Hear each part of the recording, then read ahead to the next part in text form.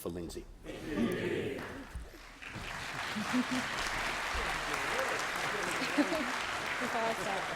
Mr. Speaker, colleagues, family and friends that are here today, it is in so many ways a microcosm of the Australian community. It's got families, it's got retired people, it's got lots and lots of small businesses, and it's got a very strong community spirit.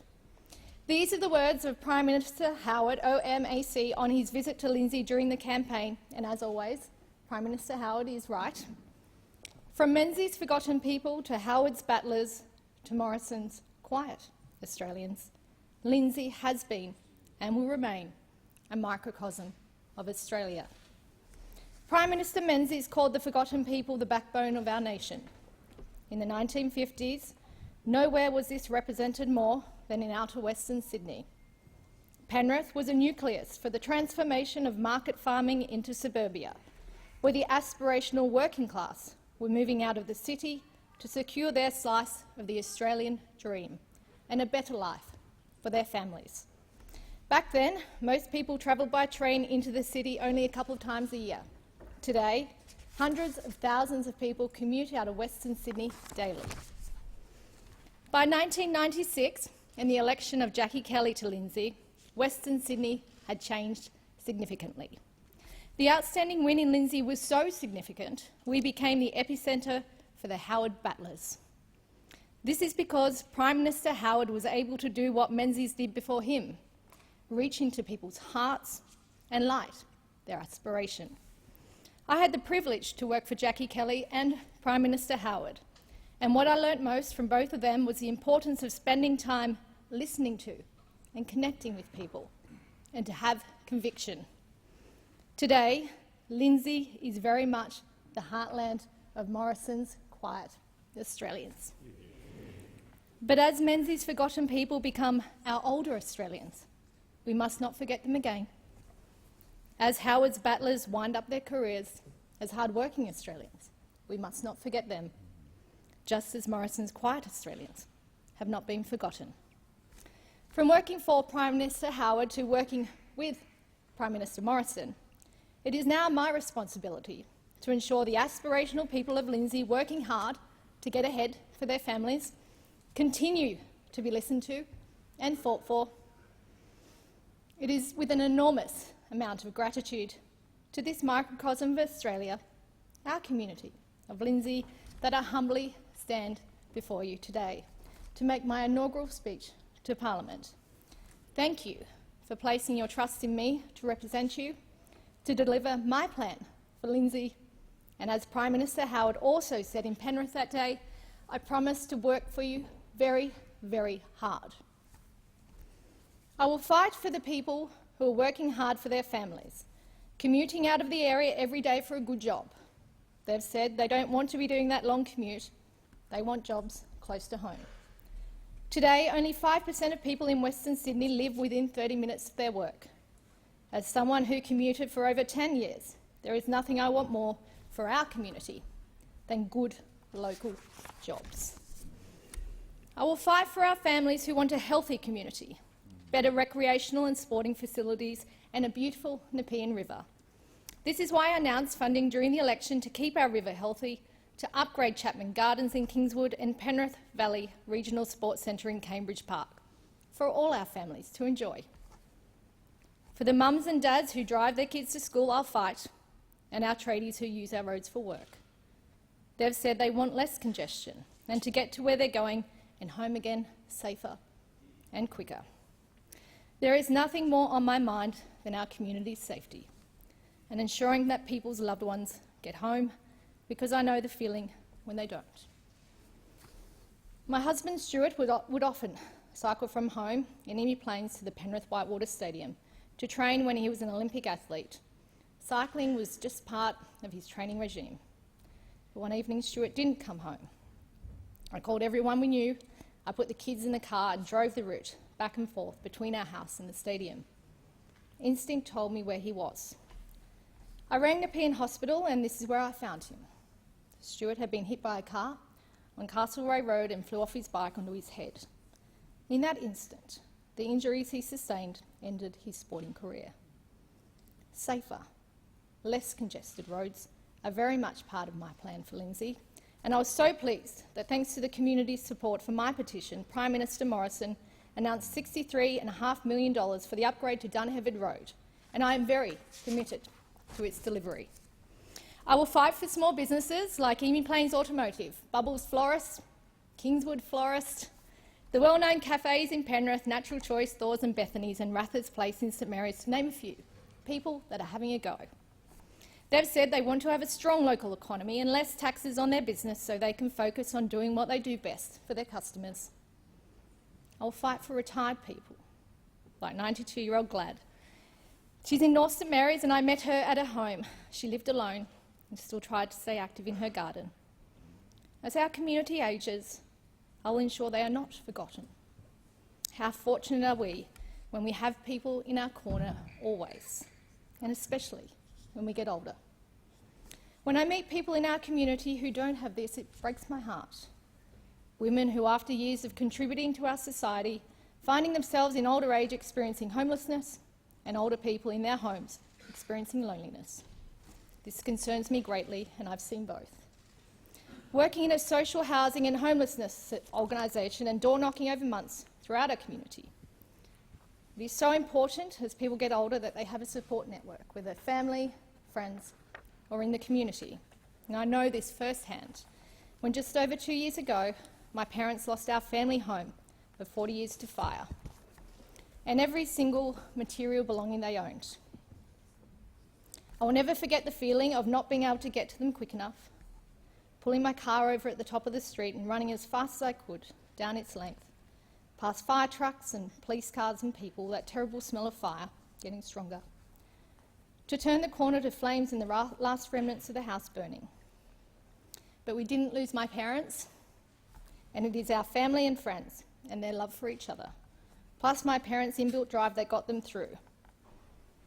I worry for people in older age who don't have that, especially when they need it most. And I'll fight to maintain our very strong community spirit. This is the foundation of a great community, and in Lindsay, community spirit is not just in our foundation, we are full to the brim and overflowing with it. I'll never forget the day that a local man who I know doesn't have much for himself brought me a cup of tea and a slice of cake at pre-poll. It was our community spirit that kept me going throughout the campaign, and I would like to thank everyone who was kind to me during this time. I was proud to be here for the opening of the 46th Parliament, where we honoured our country's first people. And I would particularly like to acknowledge the traditional custodians of the land of Lindsay. There's over 6,000 Aboriginal and Torres Strait Islander people in Lindsay. And there's many local organisations supporting our Indigenous community, like Nepean Community and Neighbourhood Services in Cranebrook, whose breakfast club ensures that kids have something good to eat before they go to school. I was very pleased that I was able to secure funding for a new bus so kids could be picked up from home to go to breakfast and then dropped at school. Cheese Toasty Wednesdays are the best, and I would like to give my happiest wishes to all the kids and families that visit the Breakfast Club. There are many people I would like to thank who have played a special part in my journey to this place. I can't name you all, but there are a few that I do want to mention. Firstly, our Prime Minister Scott Morrison. Thank you for your time, support and advice. I'm very grateful that your first stop during the election was in Lindsay, to visit our river where you used to row as a kid, and that you've been back a lot of times since. You are always very welcome. People in our community know you are committed to us, except when our beloved Panthers play at Shark Park. To my first, second and third political bosses, the former member for Lindsay, the Honourable Jackie Kelly, who gave me my first job out of Western Sydney University. Prime Minister John Howard, who I had the privilege to work for here in Canberra at the age of 22, and the Honourable Alex Hawke, who I have long called friend and can now call colleague. I have served in the offices of each of you, have been the beneficiary of your political guidance, and it means a lot that you believed in me and are proud to see me in this place. Alex, thank you also for your support of my campaign for Lindsay. Another powerhouse in our great Liberal Party who has been a mentor and friend is Senator the Honourable Maurice Payne. My thanks to you and the Honourable Stuart Ayres. I am fortunate to be able to work alongside you both now for the people of Penrith, Lindsay and Western Sydney, and with my state colleague from Mulgoa, the Honourable Tanya Davies, Penrith Mayor Councillor Ross Fowler OAM and our Penrith Liberal councillors. The Honourable Robert Hill AC, our former Australian Defence Minister, served as a Senator for 25 years. Thank you for being here today. Robert, along with another great friend and mentor, who is also here, Kevin McCann AC, helped guide my way back to politics when we were together at the US Studies Centre at the University of Sydney, and along with Craig Purcell, supported me to start my own think tank program at the centre. W21, the 21st Century Global Women's Initiative, allowed me to explore important issues around women and work, and to work with the world's best academics in this space. To former President of the New South Wales Liberal Party and good friend Nick Campbell, and Federal President Nick Greiner, you have both given me so much of your time and guidance and helped support the political pathway of many women in our great Liberal Party. New South Wales State Director Chris Stone, Deputy Campaign Director Luke Nainer and Campaign Officer Bonnie Marshall, always in my corner. Locally, my campaign team and the Lindsay Conference led by President Glenn Gardner, and my special thanks to Mo Rump. Our extended Liberal Party family and Alex Hawkes Mitchell Conference and the Hume and Bradfield Conferences and their MPs, the Honourable Angus Taylor and the Honourable Paul Fletcher. To all whose support enabled us to run such a fantastic campaign, and the volunteers who walked and stood with me over those many weeks of campaigning, some here today, I would like to acknowledge Fiona Scott, the former member for Lindsay, former New South Wales Women's Council President Chantelle Funari-Osmond, Scott, Marie and Jenny Hastings, the people who it didn't matter if it was a freezing cold morning, a train station all day campaigning, you were there. Not only members of our Liberal Party, but hard-working locals. To all my coalition colleagues who supported me on the campaign and since entering the 46th Parliament. It is our Morrison government policies that are going to make hard-working people's lives better, and it was very special for me to join you to pass income tax cuts that now means around 77,000 Lindsay residents who are working hard and aspirational will be keeping more of their own money. On a personal level, I am a proud Liberal who is very grateful for good Liberal Party policy. It was Menzies' 1950s immigration policy that I can thank for being here today. In the late 1950s, a very important invitation from the Prime Minister travelled the seas to a little town in Austria called Graz. My dad had been through war, lost his whole family, his mum, his dad and his sister. He was raised by his grandmother, and when she died, there wasn't much to keep him there. He worked hard and saved, so when the invitation came when he was 23 from Menzies to create a new home in Australia, Dad was aboard that ship. He came with only a few material possessions, but one of the most important things he came with was his drive to have a go. Mum had an equally modest upbringing. My grandmother was one of 12 children, and life wasn't always easy. But just like with my dad, Mum changed her life by working hard. When times were a bit tricky, she dug in and worked harder. And just to show how working hard has its benefits, it was through both my parents working in the same manufacturing company at a time when it was booming in Western Sydney that they met and fell in love. Mum and Dad worked hard for what they built, and hopefully I received 100% of the gene pool for hard work and aspiration. Growing up, I was enthusiastically encouraged to pursue my dreams. Taking responsibility and working hard for your success and love of family are attributes I am very grateful to have been given to me by my parents. It does take a village to raise a family, and it's often my very noisy village filled with all our beautiful kids that drives me most. My sister Karen and her family, my brother Craig and his wife and Belinda and their kids, and my brother Conrad, who helped his little sister on the campaign, Debbie, and their children too. There's over 20 of us, many here today, and I would like to acknowledge Shireen and Gavin from Queensland as well. My greatest thanks to Rhonda and Edmund, the best mum and dad in the world. Thanks, Mum. Thanks, Dad. And to my husband Stuart and our most beautiful, smart and caring children who are everything to me. Byron, our 16-year-old, I am so proud of what he's achieving in Year 11 as he gets ready for his next phase of learning. Kobe, our 11-year-old, has such a wondrous interest in wireless connections, landline internet connections, anything that powers Fortnite. And Summer, who is so fast at running, it is now her mum saying, "Wait for me." Your encouragement and belief in me has allowed me to follow this political path, thank you, and I love you all greatly. My political journey isn't as straightforward as some who come into this place. How does one go from training all their young life as a dancer to be a parliamentarian? They have Conrad and Penelope Helfrich, two of our country's legends in the performing arts industry, instill at a young age the lifelong practice of professionalism, grace, and always being on time. I shan't ever be late to question time, thanks to these two people who are here today from Melbourne. Dancing was everything to me when I was young, and one of my first memories of Penrith was performing in a talent quest on stage in the old Penrith High Street Mall. It was to Eye of the Tiger, so it was definitely the 80s. You could imagine my delight when I walked into friendship celebrations last week, which connect people with disabilities in our community, to hear that very song playing and the dance floor in full swing. How could I do anything but join in? Congratulations, NATO, for such a beautiful day that brought everyone, including me, so much joy. My political career started with great enthusiasm when I was 21, fresh out of Western Sydney University. I am so proud to be an alumni of this world-class university and look forward to ensuring it goes from strength to strength over the coming years as our children are educated in Lindsay's jobs of the future. The education I received here was a springboard for so many opportunities throughout my career. At 23, I entered the corporate world. Like many young people and young women, I was rushing to get ahead and achieve it all before kids. I was also the girl from Penrith, wanting to be the best, to take all the opportunities. People from Western Sydney are really committed. If you have to commute 3 hours a day or more for your job, you have to be. But then, an experience changed things. I was given a wonderful opportunity to travel to New York for work.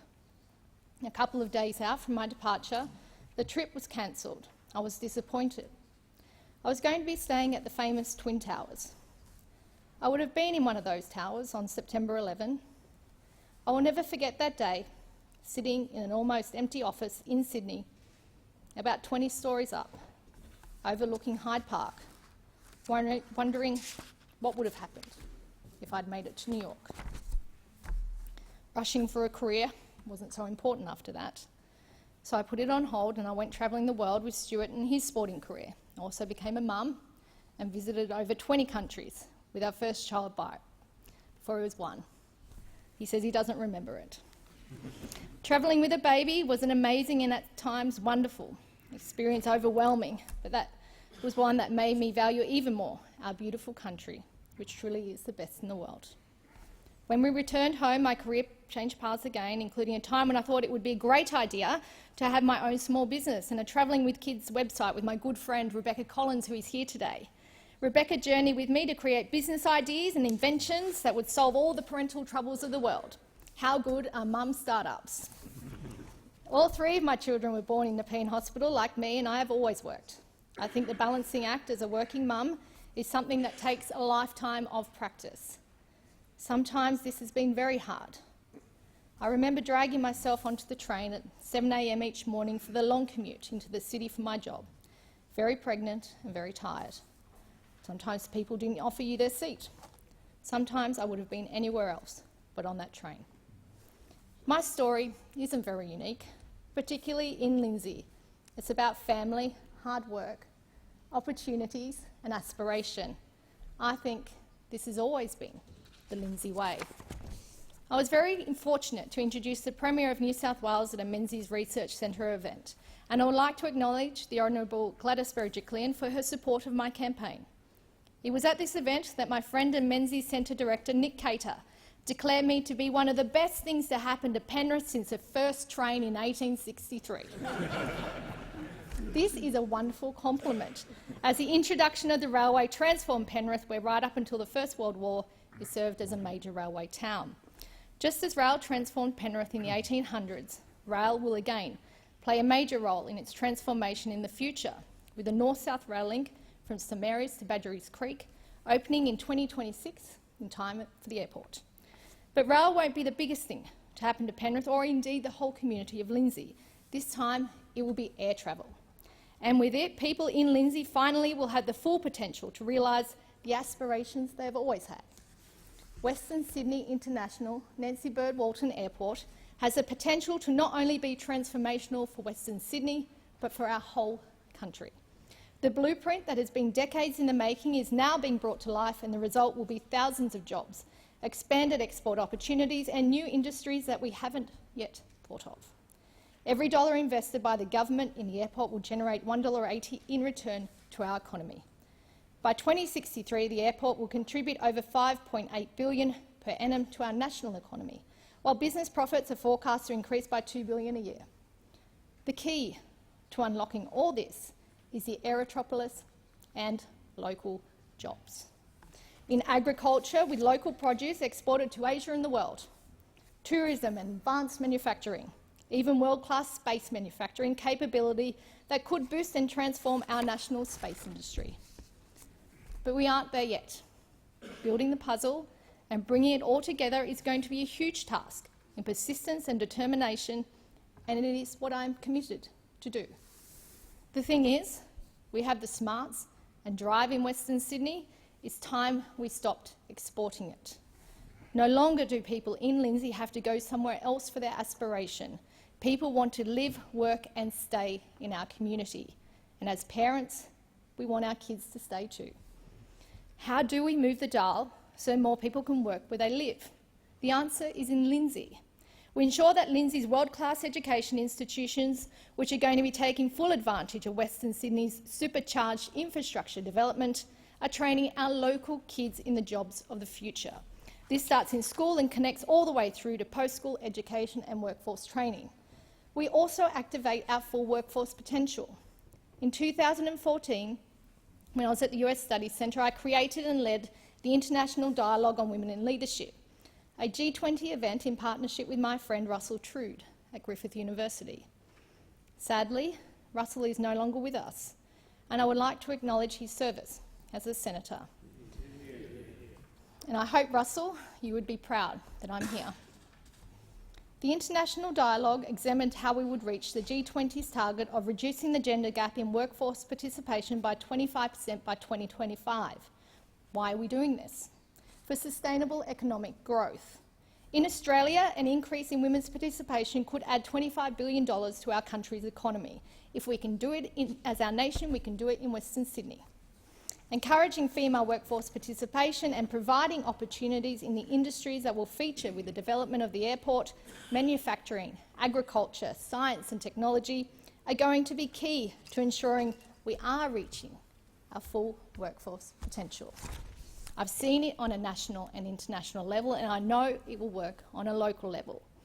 When I created a program for a community housing provider and consulted again with world-leading academics to transition women in social housing to economic and housing independence, it was their ability to find and sustain work that would ultimately transform their lives.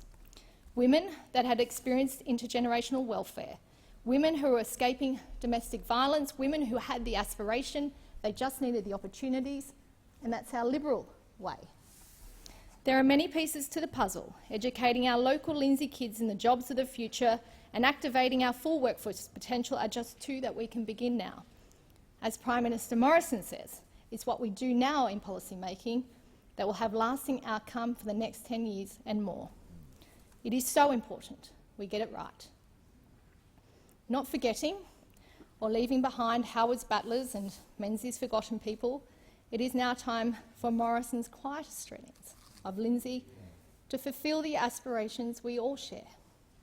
There is never going to be a better opportunity for us to be front and centre, driving our own economic future. A job within 30 minutes of home is just the start, not the end, of what we can achieve together. I would like to conclude with a quote that means something to me personally, from the US Secretary of State, Condoleezza Rice. She said, "You will make a difference in the world, but not immediately. Your first obligation is to find something you like doing, because if you like doing it, you'll do it well." I love representing our community, working hard to fulfil their aspirations and delivering my plan for Lindsay. With God's blessing, I hope I will do it well. That is why I could confidently say on election night, I will promise I won't let you down.